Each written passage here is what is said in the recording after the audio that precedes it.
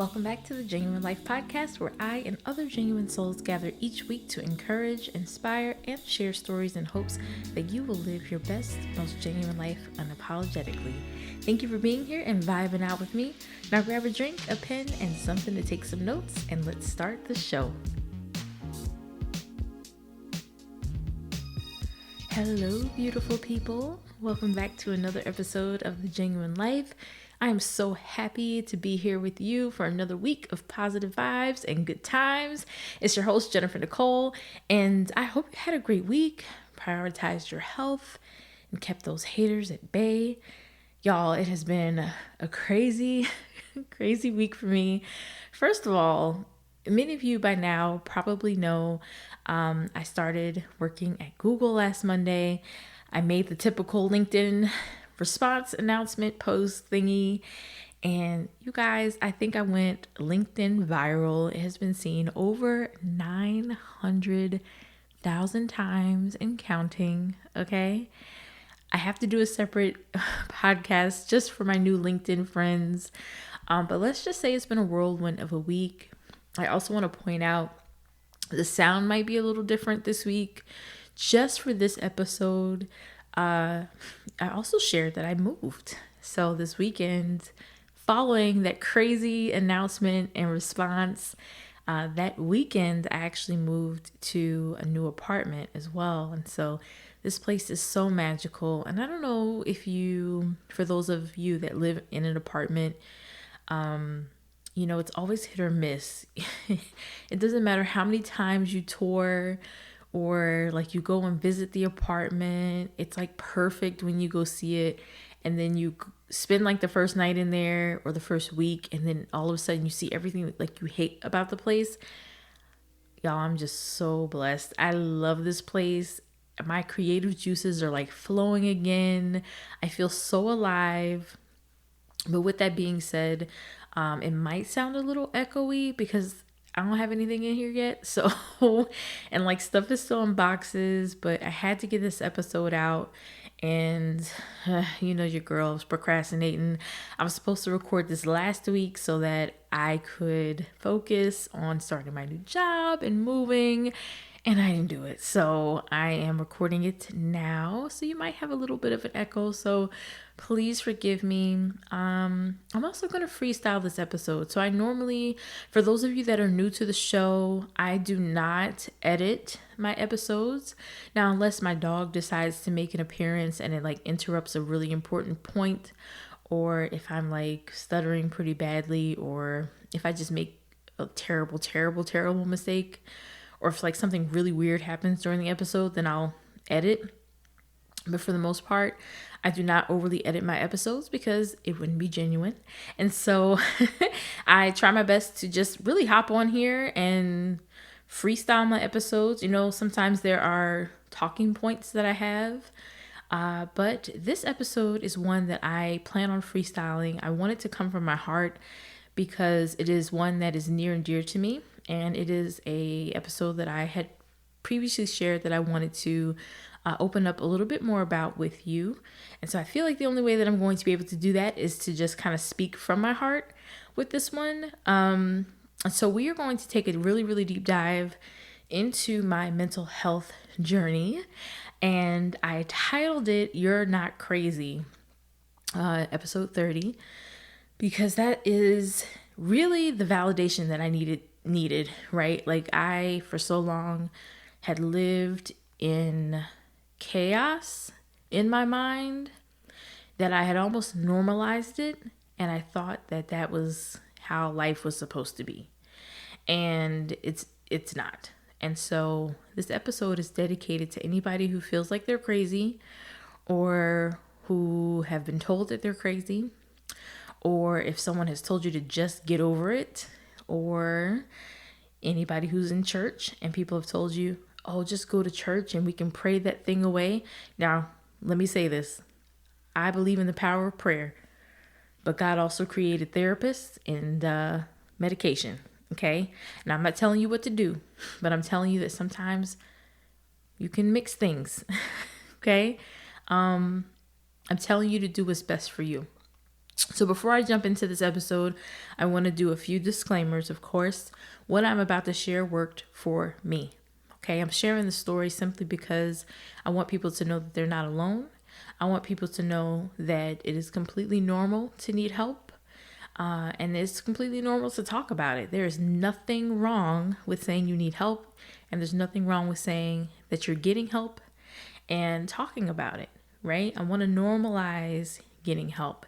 And I think you should all be aware that May is Mental Health Awareness Month, which is why this episode is happening. And so that is why I'm sharing the story. So I am not a doctor, I'm not a therapist, I am not licensed to prescribe anything to you. So please do not take this episode and run off to CVS and try to fill a prescription for anything. I am sharing my experience with you in hopes that if you've been on the fence about anything, if you've been making an excuse as to why you cannot get help, I'm hoping that this episode will help you make a decision for yourself that will aid in helping you live a life that you deserve. Okay, so let's talk mental health. My story starts, I say that things really changed for me right after my divorce. Many of you who are OGs of the show know that I was married and went through a pretty traumatic divorce. It was traumatic for me. Those of you that are new to the show, I was married for a little under 2 years. And my marriage ended, Avi. And I did not realize how much I had been so dedicated to the life of someone else that I did not know who I was when that marriage ended. And I did not know what I liked. I did not know what I wanted. I didn't know who I was at all.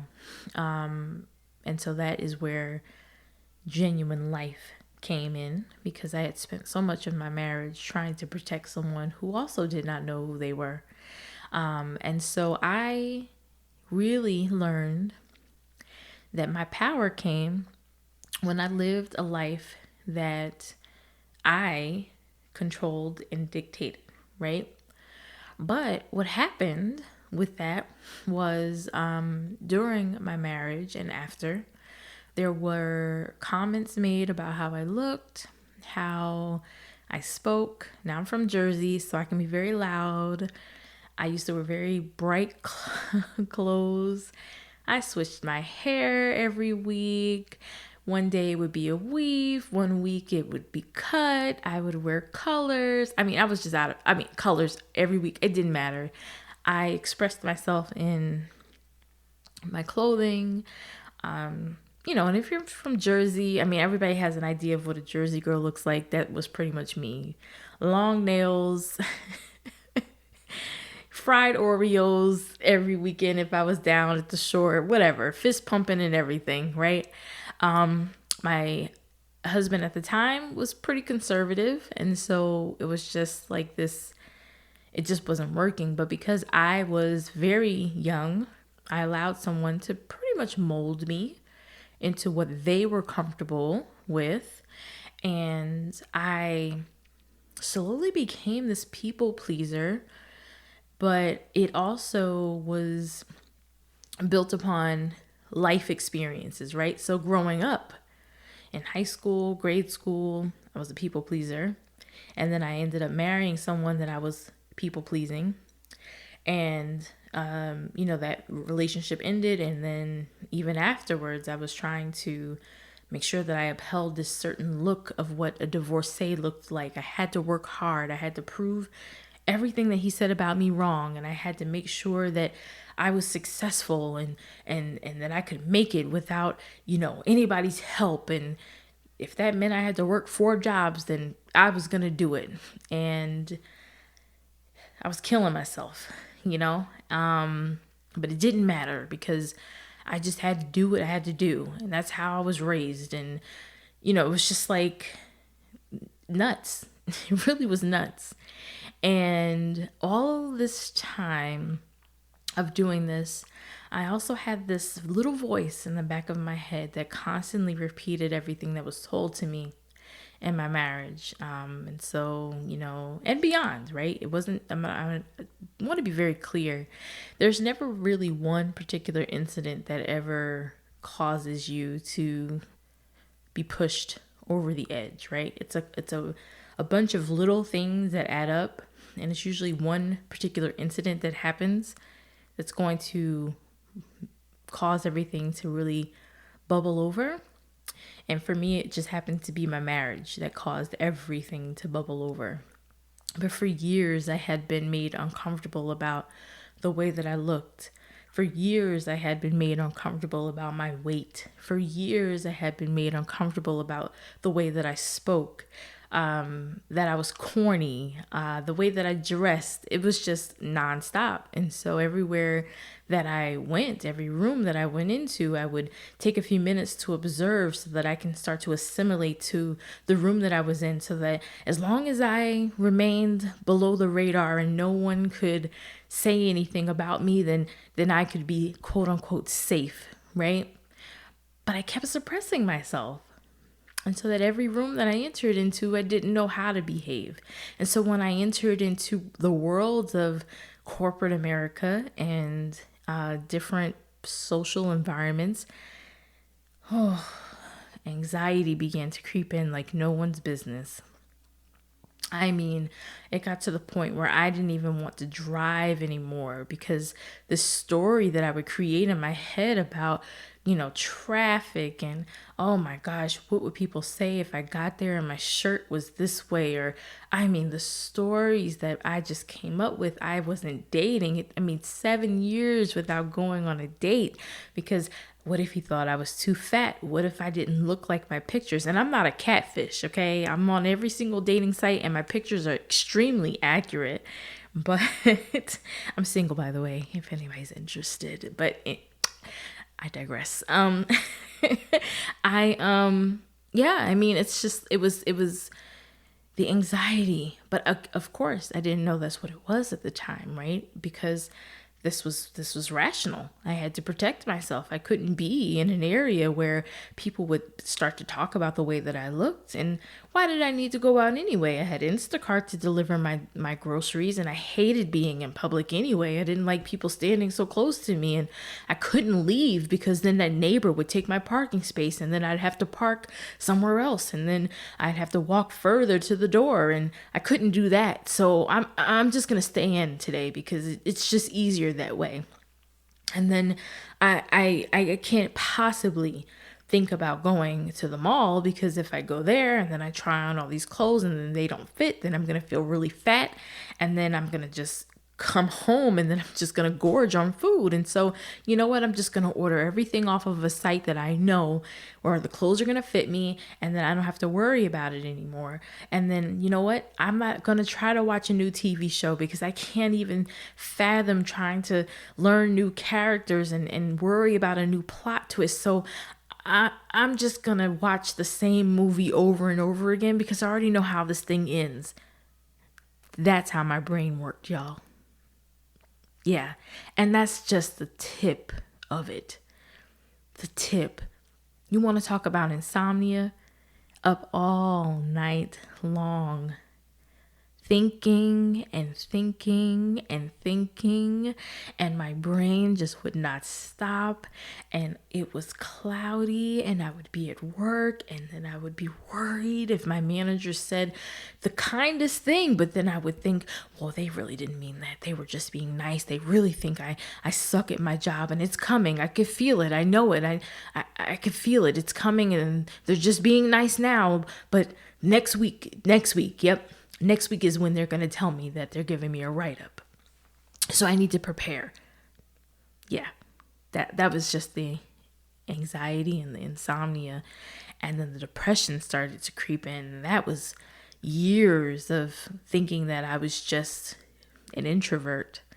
And I really don't like going out. And I kind of like being by myself. I've been alone this long, and I actually like my company. And you know what?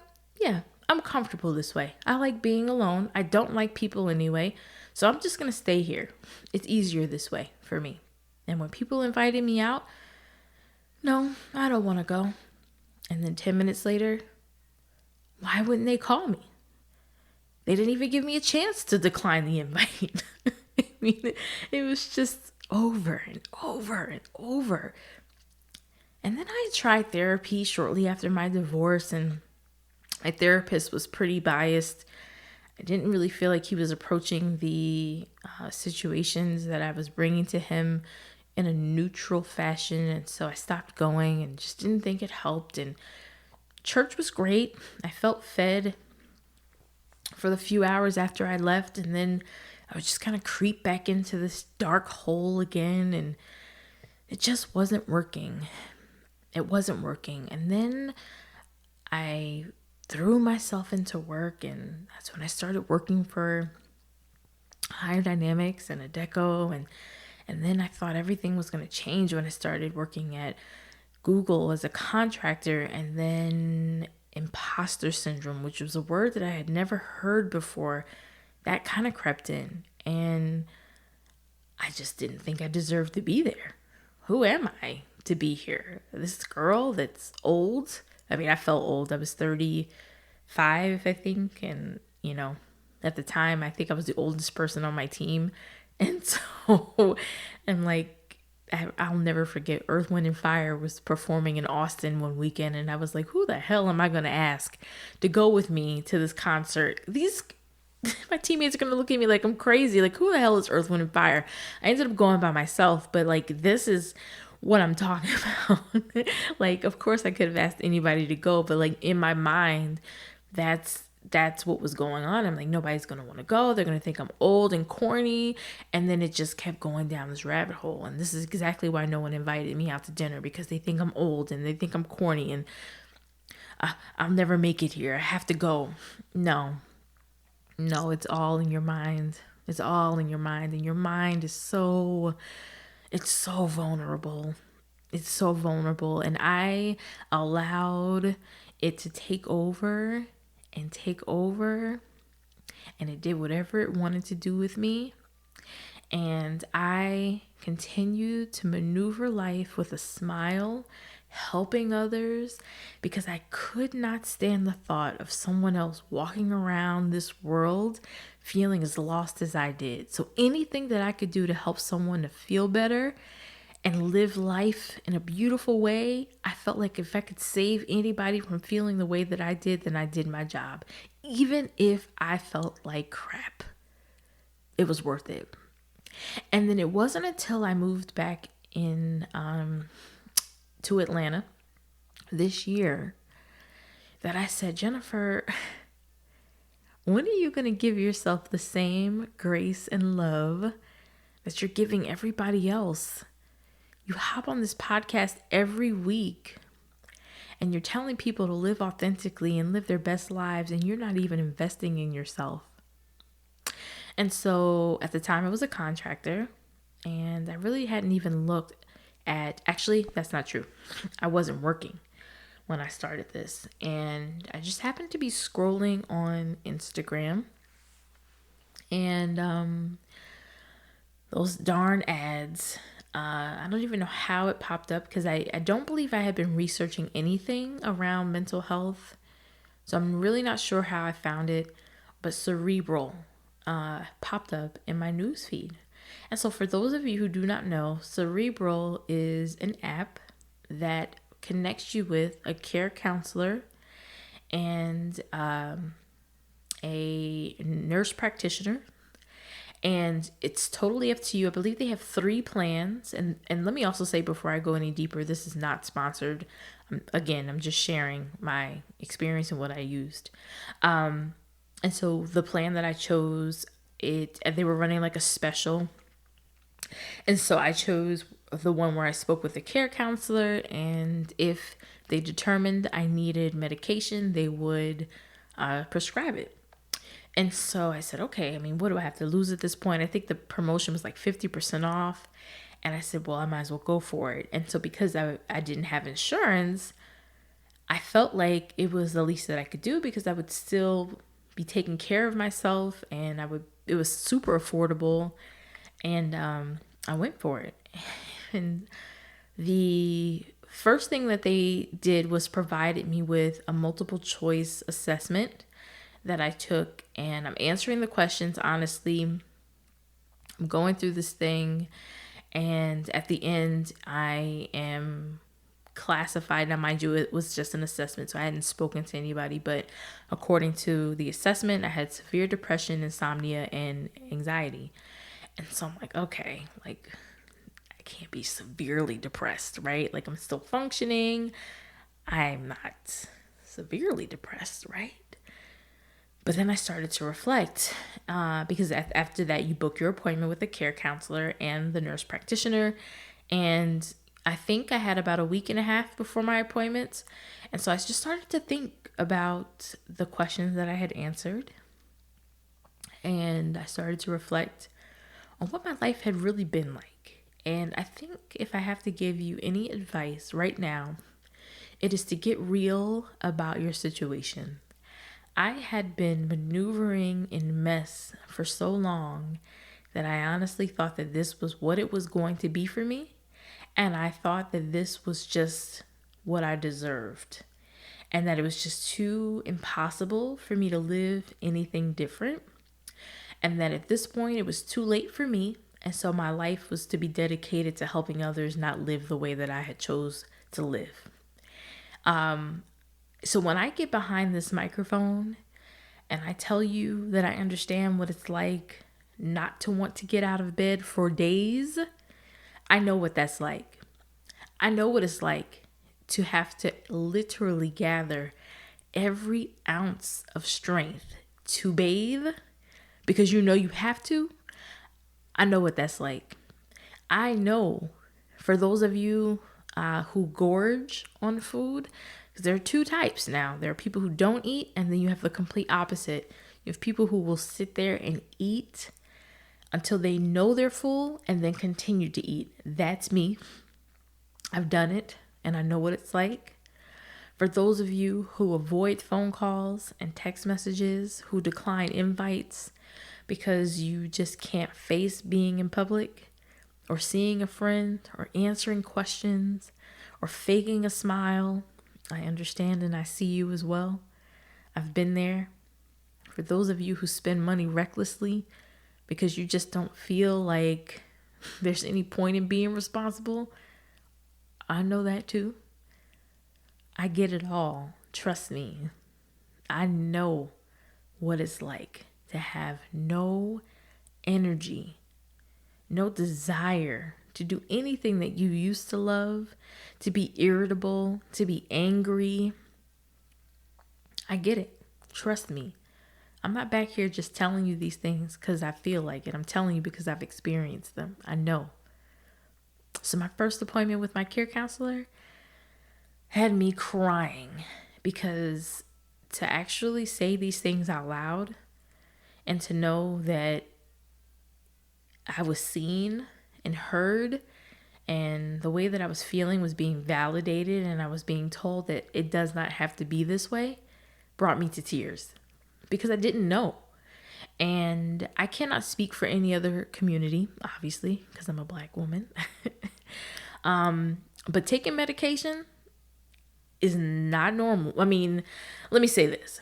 It's not something that we speak about in the Black community. I know, especially in my household, medication and mental health, it's almost as if like, okay, because even with when it was first prescribed to me, I was very nervous because I'm like, okay, does this mean I'm crazy that I have to now take pills in the morning? Like, this don't feel right.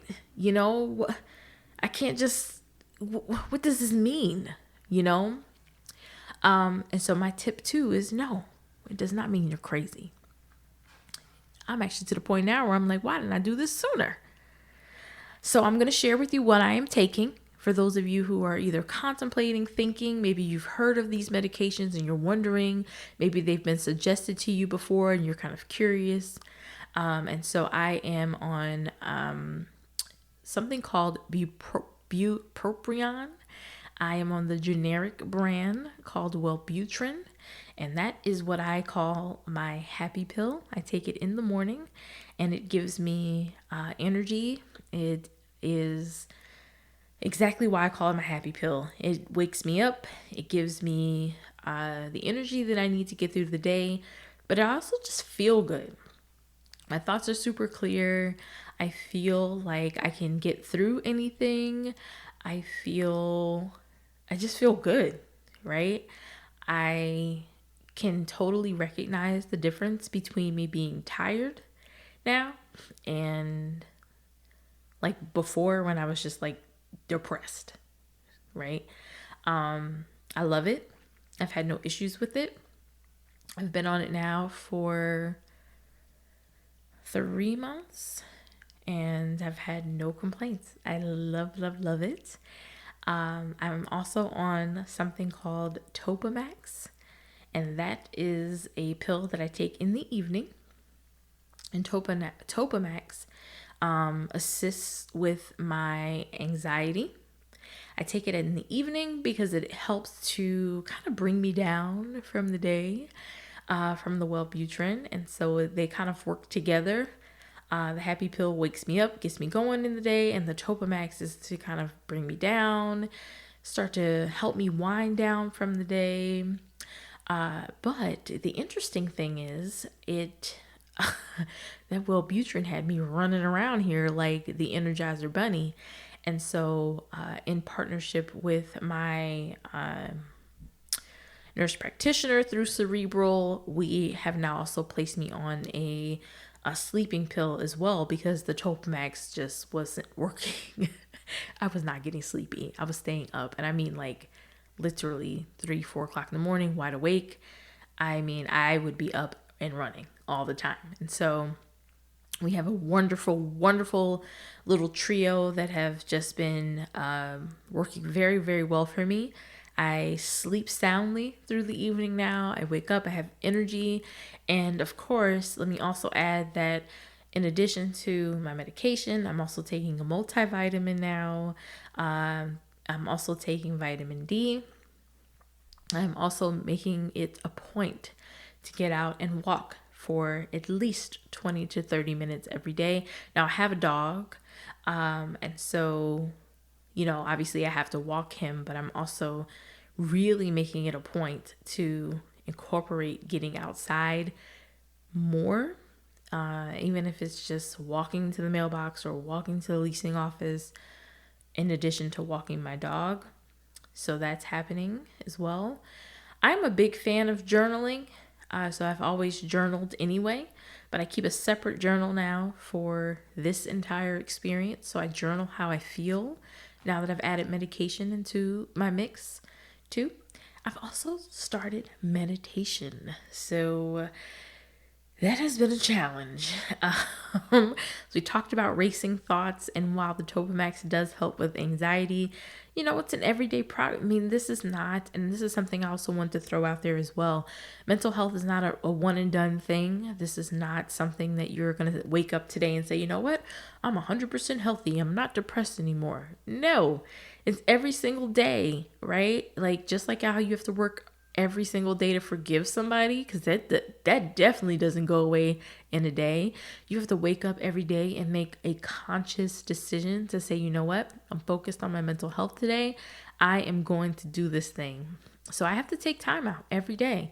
I make sure I take my medications around the same time, unless I'm like, doing something like this, recording because I procrastinated. Or, I make sure I do meditate. I've started trying to add an extra minute. So I take some time to just kind of gather my thoughts in the morning. I journal twice a day, morning and evening. I also started listening to more positive things on YouTube and through like if I'm in the shower, so for many of you, I don't know if you know this or not, maybe my newer listeners, you don't, but I love true crime documentaries. I love very dark, scary podcasts and all that stuff. And that really does affect you. And so I had to scale back a little bit on that because I was having nightmares. I was constantly thinking dark thoughts.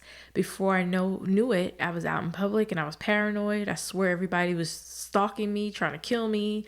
If I was, my first thought, if I see a car parked, weird, I'm thinking they're dumping a body. You know what I mean? It's just like, Jennifer, they're just looking at the stars. Like, get over yourself. You know what I mean? So like, if I have to give you another tip, is to really start to watch what you listen to, what you're watching, and who you're surrounding yourself with. It really aids in your mental health. It really does. And I know we talk a lot about that on the show, but when you're talking about trying to change your surroundings, it also includes what you're watching and listening to. It's super important. Super, super important. And a friend of mine actually sent me a really cool YouTube video today of a young lady who, like, she kind of sings affirmations. They're 5 to 7 minutes long. It's really, really cool. I'll link one of her affirmation videos on YouTube in the comment box. I thought it was really cool. So I'm going to start listening to her in the morning. But yeah, I'm really grateful for Cerebral, mainly because they gave me an opportunity to really put my mental health in the forefront of what I needed, especially when I wasn't working. They made it affordable. They make it easy. And, if they really removed the excuses for me not to be able to prioritize this. And I'm just grateful for it. And I wanted to be able to share that with you all because I also know that we're in a weird time right now where people are not working but need help. And this is just one resource that I have. And I'm sure there are many more out there, but I can only speak to what I have done and what I've used. Of course, you have Calm, you have Headspace out there. YouTube has so many free resources as well. So please don't let cost keep you from putting yourself first. Find a way to do what you need to do.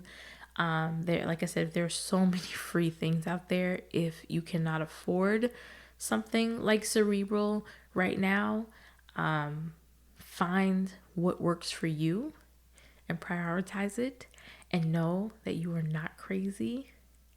You are not weak. And I feel stronger now than I've ever felt before. And I just hate that I didn't start this thing sooner, And I hope and pray that this episode just helps to shed some light on how important mental health is and how important it is for you not to wait. Do not wait.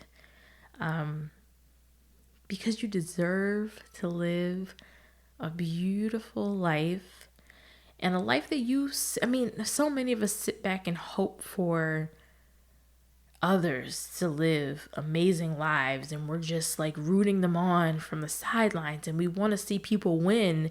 And then when it comes to us, we're just like, oh yeah, no. Are you kidding? Not me. No, not anymore. Not anymore. It's your time to shine. And you deserve it. So please tap into whatever resources you need. I'm going to link a few things down in the description box here. Ones that I suggested here in the podcast and things that I think you should tap into as well. And then for my new LinkedIn family friends, I appreciate you as your new corporate cousin. I really, really want to shout you guys out for really supporting my move to Google and, really tapping into my podcast. I have some really cool things in store for you. I want to start helping you as well. So if you have any questions related to your career, your resume, LinkedIn pages, general questions, feel free to email me because I can start answering them right here on the podcast for you. Again, if you're interested in booking me, I will link my link down in the description box as well. I've met with some really cool people so far this week. Clients in Australia, a young lady that I met who's doing some amazing things with big data for women out there. So stay tuned for that. I met someone who lives in Philly who's doing amazing things. And so I've just loved being able to connect with you all. So please, if you're interested in booking me, I will link that down in the description box as well. But happy May. It's a new month. Don't feel pressure to be like super hella fantastic. You already are. My goal this month is to just continue to prioritize my health, prioritize me, and be better than I was the day before, right? I'm my only competition. I'm not worried about anything or anybody else right now. It's just really trying to be a better person so that I can make sure I'm giving everything I can, not only to myself, because obviously when I give to myself, I'll be able to shine and help others. But I think when we prioritize ourselves, we can't help but be better to others. And I think that should be the goal. But I hope that you are prioritizing yourself. I cannot say it enough. And if you need anything, any help, or you need help expanding on these resources, please let me know. And also let me know that you're tuned in. And, I love hearing from you. So make sure you are connected. You can sign up for my newsletter. You can join our text, Facebook family, or follow me on Instagram. All of those links are in my Instagram bio.